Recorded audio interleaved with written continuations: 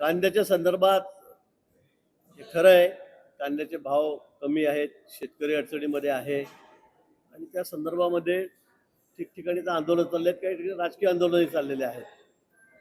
पण आपल्या सर्वांना कल्पना आहे, आम्ही 2-3-4-5 दिवसापासून केंद्राच्या संपर्कात आहोत. माननीय मुख्यमंत्री महोदय तर सध्या वारंवार दिल्लीशी बोलतायत आणि या संदर्भामध्ये काहीतरी तोडगा काढण्याचा प्रयत्न आमचा या ठिकाणी चाललेला आहे. उद्या माननीय अमितभाई शहा, आमचे माननीय गृहमंत्री यांच्याकडे आमची एक बैठक 5 वाजता ठेवण्यात आलेली आहे. माननीय मुख्यमंत्री महोदय त्या बैठकीला त्या ठिकाणी आहेत. माननीय दोन्ही उपमुख्यमंत्री त्या ठिकाणी आहेत. मी स्वतः त्या ठिकाणी जाणार आहेत. विखे पाटील साहेब आहेत, दादा भुसे आहेत, पणन मंत्री जयकुमार रावळ त्या ठिकाणी जाणार आहेत. असे एक 7-8 मंत्र्यांचं शिष्टमंडळ आम्ही दिल्लीला जाणार आहोत. निश्चित या संदर्भामध्ये एक चांगला मार्ग, चांगला तोडगा या ठिकाणी निघेल आणि शेतकऱ्यांना चांगला भाव कांद्याचा या ठिकाणी मिळेल. सर हिंदी में ये जानना चाहेंगे कि प्याज की कीमत को लेकर जो अभी भी नई जो कीमत दी है 1580 वो भी इतनी कम है कि सिर्फ 3 रुपये बढ़ा है। पूरा का पूरा विपक्ष सड़क पर उतरा हुआ है, आक्रामक है और सरकार को कह रहा है कि आप बिल्कुल अच्छी कीमत नहीं दे पा रहे, 25 रुपए की मांग कर रहे थे। ये सही बात है कि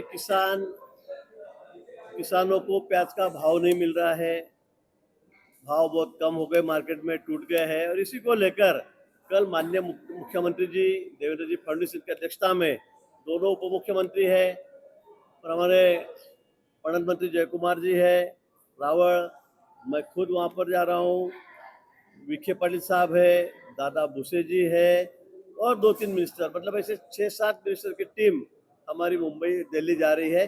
माननीय देश के गृह मंत्री माननीय अमित भाई शाह जिनकी अध्यक्षता में वहाँ पर एक मीटिंग होने वाली है। मुझे लगता है इसमें से जरूर कोई अच्छा रास्ता निकलेगा और किसानों को उन्हें जो अपेक्षित है इसे भाव मिलेगा। जब 25 रुपए प्याज को दाम देने की बात प्रस्ताव आप वहाँ पे रखेंगे और खासकर जो विपक्ष का ये कहना है कि अब तक जो प्याज खरीदा जा चुका है वो जो डिफरेंस अगर बनता है तो डिफरेंस का भी प्रस्ताव आप रखेंगे। ये सारी बातें कल के मीटिंग में रखी जाएगी। किसानों की क्या मांग है, डिफरेंस का क्या होगा, ये सारी बातें हम माननीय अमित भाई शाह इनके सामने रखेंगे। मुझे लगता है पॉझिटिव्ह निर्णय इसके ऊपर जरूर होगा। काही वेळा तुम्ही गुलाबराव पाटील साहेब इथं आले होते आणि त्यांनी जळगावच्या विधानपरिषदेचा दावा केला. जळगावच्या विधानपरिषदेवर तो तुमचा आहे, भाजपकडे ती जागा आहे, पण आपण त्यांचं म्हणणं आहे की आम्हाला ती हवी आहे. मला वाटतं जळगाव असेल किंवा 17 जागा आहेत महाराष्ट्रामध्ये, त्या संदर्भामध्ये वेगवेगळ्या जिल्ह्यामध्ये वेगवेगळे दावे होत आहेत, पण यामध्ये मेरिट बघितलं जाईल. या संदर्भामध्ये गेल्या 25-30 वर्षापासून ही जागा भाजपकडेच आहे. आमचं पूर्ण संख्याबळ त्या ठिकाणी आहे. आमची मागणी आहे आणि अनेक ठिकाणी आहे, अनेक ठिकाणी भाजपच पहिल्या नंबरवर आहे. पण मला असं वाटतं आम्ही महायुतीमध्ये आहोत. या संदर्भामध्ये माननीय मुख्यमंत्री देवेंद्रजी आहेत, माननीय आमचे शिंदे साहेब आहेत उपमुख्यमंत्री, माननीय आमच्या ताई आहेत मुख्यमंत्री पवारताई, ते या ठिकाणी बसून निर्णय करतील आणि यामधून सन्मान्य तोडगा या ठिकाणी निघेल. कुठेही आमच्यामध्ये वाद राहणार नाही. आम्ही महाविकास आघाडी महायुती म्हणून आम्ही या ठिकाणी सगळे लढणार आहोत.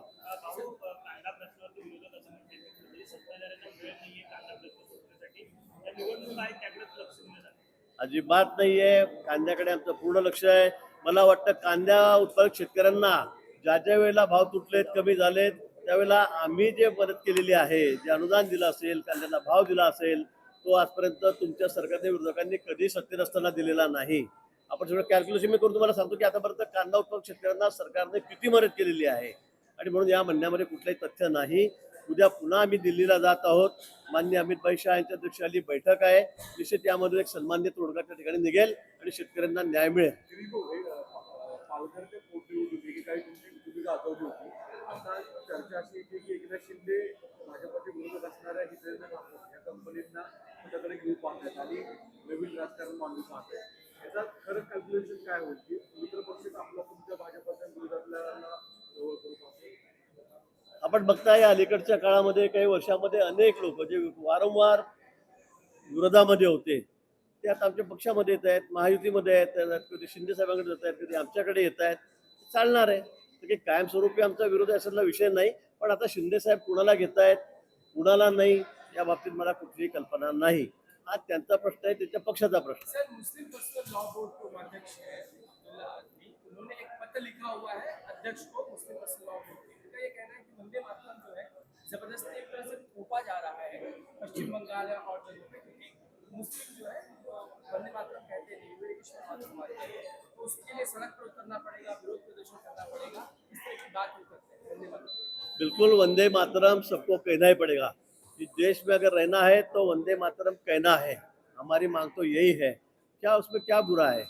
हम भारत माता की वंदना कर रहे हैं, भारत माता के लिए कह रहे हैं, जनगण मन जैसे हो, वंदे मातरम हो, ये बोलना ही चाहिए। और ये हमारा राष्ट्रगान शुरू से है, ये कोई आज हमने लाया नहीं कि हमारी सरकार आकर हमने वंदे मातरम कहने के, ये शुरू से है। तो इसलिए मुझे ऐसे लगता है कोई कुछ भी लिखो, कोई भी सड़क पे उतरो, वंदे मातरम सभी को कहना ही होगा। एक दूसरा सवाल है सर, खासकर मीरा रोड और बाकी जगह को लेकर। मीरा रोड पे एक सोसाइटी में बकरी के समय में बकरे रखने को लेकर इस तरह से झगड़ा पड़ा है कि मुस्लिम पक्ष में वहाँ पे तनाव है और कई जगहों पे हमले भी हुए, इस तरह की घटनाएं हैं।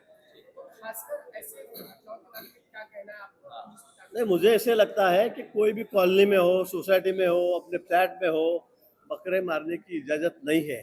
हर साल इस पर झगड़े होते हैं, इसे कानून में इसे कोई अलाउ ही नहीं है, तो ऐसा करना ही नहीं चाहिए। अगर कोई ऐसा कहता है, करता है, तो उस पर सख्त से सख्त कार्रवाई की जाएगी। साहेब, उद्या दिल्लीची बैठक आहे. त्या बैठकीमध्ये अनेक विषय असतील, मात्र विधान परिषदेमध्ये जी काही रसिके सुरू आहेत त्याची चर्चा देखील त्या दिल्लीतल्या बैठकीत होईल का? कारण अनेक जागांवरचा तिढा हा अद्याप कायम आहे. मला वाटतं की फार काही तिढा नाहीये, तो लवकरच आजकाल मध्ये सुटेल। आणि उद्याची जी बैठक आहे अमित भाई शहांकडे माननीय आमच्या नेत्यांकडे, ती फक्त कांदा विषयावर आहे। इथे कुठेही आमदारकीच्या जागा कोणाला सोडायच्या, कुठे सोडायच्या, हा त्या बैठकीचा विषय नाही, आमचा विषय तर अजिबात नाही। एकनाथ शिंदे पण नुकतेच दिल्लीला जाऊन आलेले आहेत, अमित शहांचीच बैठक घेऊन आलेले आहेत. का त्यांना वारंवार दिल्लीला जावं लागतंय आणि इथल्या इथे नेतृत्वामध्ये प्रश्न सुटत नाहीये म्हणून दिल्लीवारी करावी लागते का? मला वाटतं अनेक प्रश्न आहेत राज्यातले, ते खूप मोठे मोठे खात्याचे मंत्री आहेत, त्यामुळे विविध प्रश्न असतील ना, वेगवेगळे प्रश्न असतील। काही इलेक्शनसाठीच ते गेले आणि इलेक्शनच्या विषयावरच गेले असं समजण्याचं अजिबात कारण नाही। नाशिकमध्ये किंवा कांदा प्रश्न जो पेटलेला आहे त्यावरनं ज्या ठिकाणी विरोधक आंदोलन करतायत, विरोधकांमधले जे नेते आहेत त्यांना आता ताब्यात घेतलं जात आहे. महागाई वाढलेली आहेत आणि त्या विरोधात आक्रमक आणि विरोधकांना मला असं वाटतं की विरोधकही बघा, म्हणजे विरोधकांना वाटतं की उद्या काहीतरी तोडगा या विषयावर निघणार आहे। सगळं शिष्टमंडळ माननीय मुख्यमंत्री होण्याच्या दृष्टीने दिल्लीला जाणार आहे आणि त्यामुळे त्यांना क्रेडिट घेण्याचा प्रयत्न करतायत, केविलवाणा प्रयत्न आहे त्यांचा। मी हेच विचारेल की तुमचं सरकार असताना तुम्ही कांदा उत्पादक शेतकऱ्यांना अडचणीत असताना किती मदत केली, ती तुम्ही सांगावी। तर आम्ही सांगतो, देवेंद्रजी मागच्या काळामध्ये मुख्यमंत्री असताना आम्ही कांदा उत्पादक शेतकऱ्यांना किती मदत केली, ही आकडेवारी मी आपल्यासमोर ठेवतो, त्यांनी उत्तर द्यावं त्या गोष्टीचं। परंतु आता उद्या शिष्टमंडळ दिल्लीला जाणार आहे, उद्या काही ना काही त्यातून तोडगा निघेल आणि फक्त एक क्रेडिट घेण्याचं काम की बघा आम्ही या ठिकाणी आंदोलन केलं म्हणून भाव वाढले, हे हा केविलवाणा प्रयत्न विरोधकांचा चाललेला आहे।